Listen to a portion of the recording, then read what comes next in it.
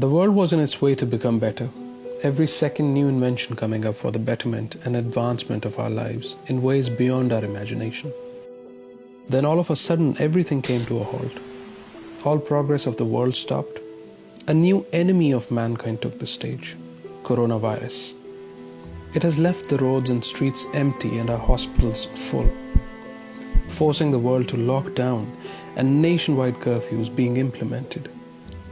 It has shaken the world and people are seemingly crazy being forced indoors. But there is a place on earth that has been on a lockdown long before this virus.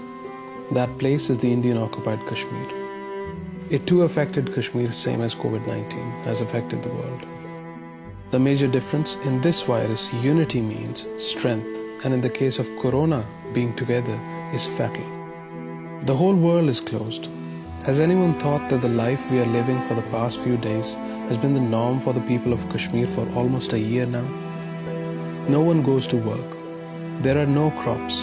Kids are growing up without toys. No children are seen playing here. The flowers are blossoming and birds producing sweet melodies, but there is no one there to gaze upon those blossoms or to enjoy those melodies.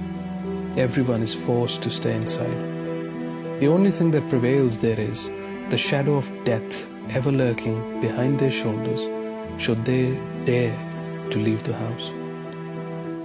Now perhaps the very grim silver lining is that now we know what it is to live in such a fear of death.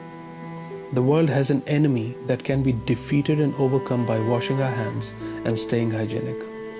But again, the enemy of Kashmir doesn't simply go away by staying clean. If the UN had been worried about the plight of Kashmir and its people as it is concerned about corona, our brethren in Kashmir would be breathing freely in their homeland.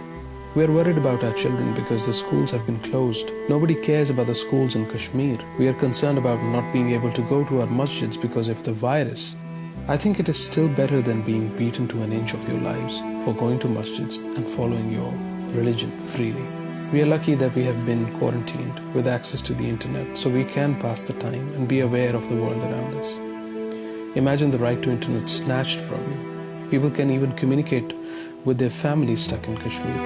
No one knows how they are. The whole wide world is looking for ways and excuses to end this lockdown. At the same time, Kashmiris are striving hard for their very own rights. Kashmir, often termed as a heaven on earth, has been converted into a living hell by the state-sponsored terrorism of the Modi government. The fire which was lit by Modi for Kashmir has now spread throughout India. Modi's extremist policies are true of Hindutva, which are affecting Indian Muslims and other minorities. At the end of the day, Modi's inhumane policies are proof of the complete loss of the so-called largest democratic state of the world. After these words, I ask just one question. Is asking for freedom and wanting to live a normal life is such a forbidden act that the whole of Kashmir has been put into quarantine from a long time?